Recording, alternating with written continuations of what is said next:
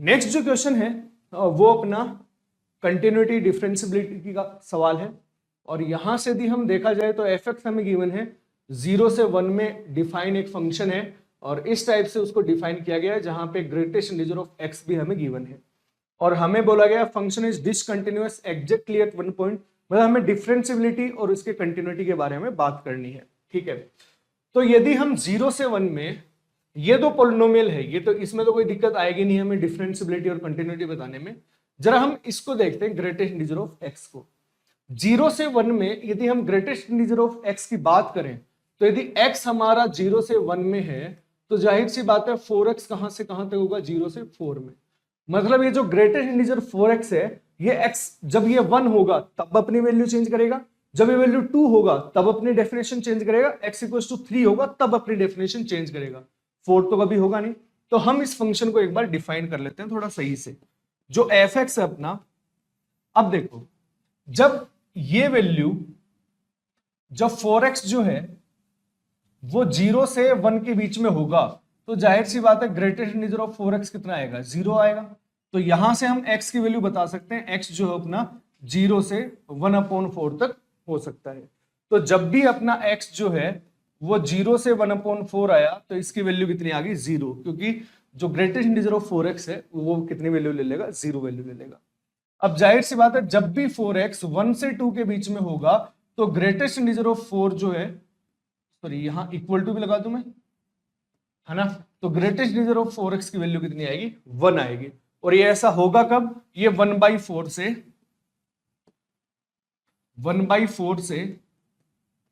1/2 के बीच में होगा तो इसकी वैल्यू कितनी आ जाएगी, 1। तो मतलब ये जो फंक्शन है ये कुछ इस टाइप का बनेगा, x - 1/2 इस टाइप का फंक्शन बन जाएगा। अब यदि अपना फंक्शन 1/2 से 3/4 हुआ तो इसकी वैल्यू ऐसे ही कितनी आ जाएगी, 2 आ जाएगी। तो ये फंक्शन कुछ इस टाइप का डिफाइन हो जाएगा। और जब भी इसकी वैल्यू 3/4 से 1 के बीच में डिफाइन आई तो ये जो फंक्शन है ये कुछ इस टाइप का डिफाइन हो जाएगा। तो अपन ने क्या किया, इस फंक्शन को पीस वाइज डिफाइन कर लिया ग्रेटेस्ट इंटीजर की वैल्यू को देखते देखते। ठीक है, अब अपने को कंटिन्यूटी और डिफरेंशियलिटी बतानी है। तो देखो यार जाहिर सी बात है 0 से 1 में तो ये फंक्शन कंटिन्यूअस होगा ही। ये मान लो x एक्सिस है, ये y एक्सिस है। तो 0 से 1/4 ये रहा तुम्हारा 1/4 और यहां रहा 1/2, ये 3/4 मान लो और ये रहा 1।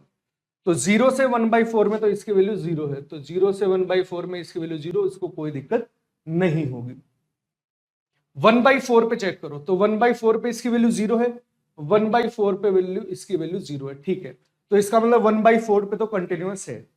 जरा 1/2 पे वैल्यू चेक करें तो 1/2 पे जो इसकी लेफ्ट हैंड लिमिट आएगी वो यहां से आएगी और 1/2 इसमें पुट करोगे तो ये वैल्यू 0 आ जाएगी। तो 1/2 पे लेफ्ट हैंड लिमिट है वो भी 0 आएगी और राइट हैंड लिमिट 1/2 की यहां से आएगी वो भी कितनी आएगी, 0 आएगी। मतलब 1/2 पे भी कंटिन्यूअस है, बीच में तो इसको कोई दिक्कत है ही नहीं। ठीक है, अब 3/4 पे यदि चेक करें तो 3/4 पे इसकी वैल्यू देखो कितनी आई, 3/4 के लेफ्ट हैंड में इसकी वैल्यू कितनी आई, जाहिर सी बात है नॉन जीरो आएगी, है ना। ये भी नॉन जीरो है और ये भी नॉन जीरो, बट ये 2 से मल्टीप्लाई होगा और ये 3 से मल्टीप्लाई होगा। इसका मतलब 3/4 पे जो लेफ्ट हैंड लिमिट है और जो राइट हैंड लिमिट है वो दोनों बराबर नहीं आएंगी भाई, क्योंकि ये नॉन जीरो एक्सप्रेशन बनेगा और इसको तुम 2 से मल्टीप्लाई कर रहे हो और इसको 3 से मल्टीप्लाई कर रहे हो, तो एक्सप्रेशन तो वैल्यू तो अलग अलग आएंगी ना, तो ये दोनों बराबर नहीं है। इसका मतलब ये फंक्शन जो है वो डिसकंटिन्यूअस है एट x = 3/4। तो एक ही पॉइंट पे डिसकंटिन्यूअस आया, है ना। तो function is discontinuous exactly at one point, बिल्कुल सही है, केवल एक पॉइंट पे डिसकंटिन्यूअस होगा।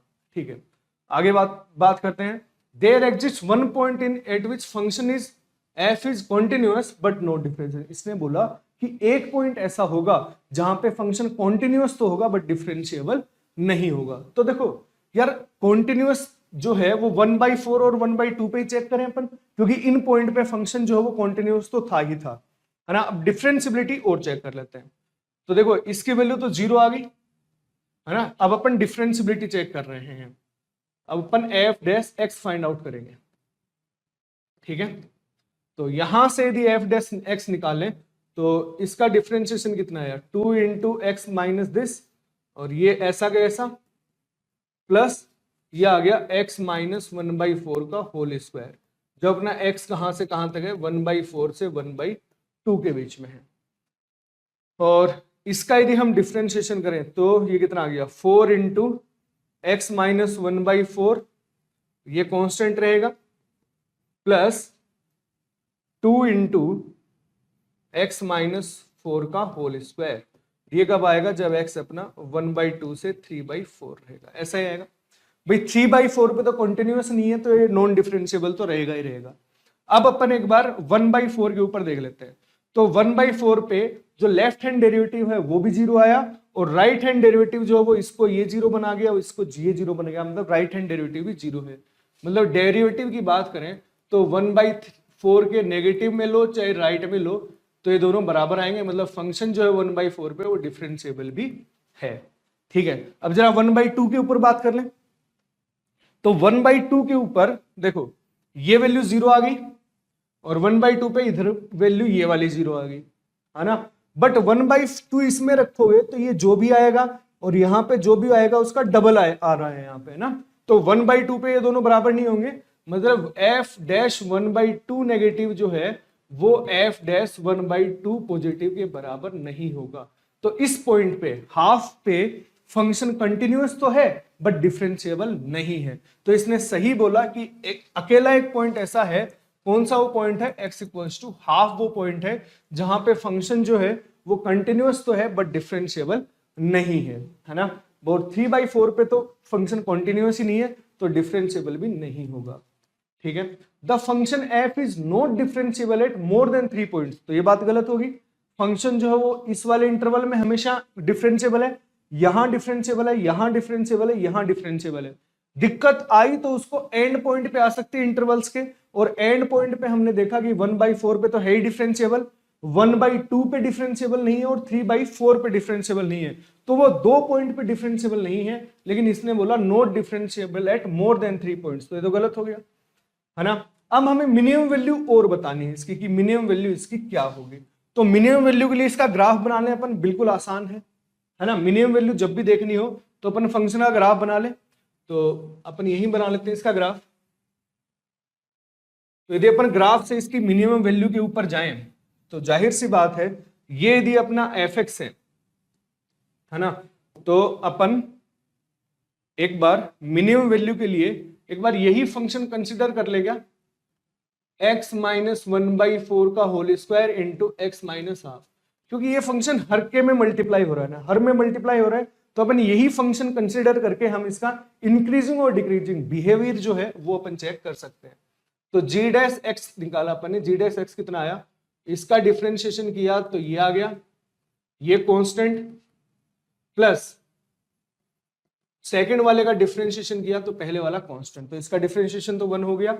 यहां से मैं x माइनस 1/4 को कॉमन ले सकता हूं और ये कितना आ गया 2x माइनस 1, ये 2 इससे मल्टीप्लाई हुआ तो, और ये कितना आ गया x माइनस 1/4, ऐसा कुछ आ गया। तो यहां से आ गया x माइनस 1/4 और ये आ गया 3x माइनस 5/4 आ गया ना, 5/4 ऐसा कुछ आ गया, है ना, -1 बिल्कुल। तो यहां से यदि g डैश x 0 है तो इसका मतलब 2 पॉइंट आए, एक तो आ गया 1/4, एक आ गया 5/12, और इन दोनों में से बड़ा कौन सा है, 5/12 ही बड़ा है, तो ये रहा 1/4 और ये रहा 5/12। तो इधर ये पॉजिटिव, इधर नेगेटिव, इधर पॉजिटिव, मतलब 1/4 के इधर में तो फंक्शन जो है gx जो है, ये जो फंक्शन है, ये इतना इतना जो फंक्शन है ये हर में आ रहा है, 1/4 से इधर में तो इंक्रीज करेगा, फिर 1/4 से 5/12 में डिक्रीज करेगा, फिर 5/12 से ज्यादा आगे इंक्रीज करता चला जाएगा। तो यदि अपन fx का यदि ग्राफ बनाएं, यदि अपन fx का यदि ग्राफ बनाएं तो y एक्सिस हो गई, x एक्सिस हो गई। अब देखो 1/4 तक ये वैल्यू 0 है, तो ये रहा 1/4, तो 1/4 तक तो ये वैल्यू 0 रही, तो ये वैल्यू 0 आती गई। 1/4 के ऊपर ये वैल्यू 0 है, अभी अपन ने देखी, तो 1/4 के ऊपर ये वैल्यू कितनी आ गई, 0 आ गई। ठीक है, अब 1/4 से ये आगे डिक्रीज करना स्टार्ट करेगा, ये आगे डिक्रीज करना स्टार्ट किया ऐसे, है ना, और ये 1/2 यहां है ना, और 5/2 इधर है और 1/2 पे वापस वैल्यू 0 है, तो कुछ ऐसा आ गया, ये 1/2 है ना, और ये जो वैल्यू है यहाँ पे ये 5/12 है ना, ठीक है। अब वापस क्या क्या रहा, अब ये इंक्रीज करता हुआ चला जाएगा, अब ये वापस ग्राफ जैसे बने ऐसे बनेगा ऐसे बनेगा, लेकिन इंक्रीज करेगा, तो इसकी मिनिमम वैल्यू जाहिर सी बात है 5/12 पे मिलेगी, और 5/12 जो मिनिमम वैल्यू है वो इस वाले इंटरवल में आएगी, इतनी बात क्लियर है ना, 1/4 और हाफ के बीच में आएगी। तो मिनिमम जो वैल्यू है वो कितनी आएगी, इसकी मिनिमम वैल्यू जो है वो कितनी आएगी, f ऑफ 5/12, तो f ऑफ 5/12 इसमें रख दूं मैं, तो कितना आ गया 5/12 माइनस 1/4 का होल स्क्वायर, और ये आ गया 5/12 माइनस 1/2, ऐसा कुछ। तो यहां से कितना आ गया, मैं 3 से इसको मल्टीप्लाई करूं तो 2/12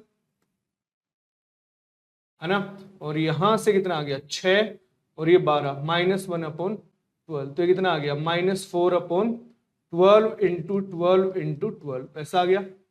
तो ये कितना हो गया 3 टाइम्स गया, तो ये वैल्यू कितनी आ गई -1/36 इंटू 12, तो 36 इंटू 12 कितना आ गया 12, और ये 72 आ गया इंटू 36, तो 2 3 4 -1/432 जो हो उसकी मिनिमम वैल्यू आ गई। इसने क्या बोला है, minimum value of f is this, तो ये गलत हो गया, तो इसका जो राइट आंसर है वो कौन सा हो जाएगा, ए और बी, है ना। बिल्कुल तुम आराम से इसको, यदि जिस बच्चे ने इसको ओपन कर लिया है ना, ग्रेट इंटीजर सिंप्लीफाई करके यदि हमने सोल्व कर लिया तो बड़ी आराम से सोल्व हो जाएगा।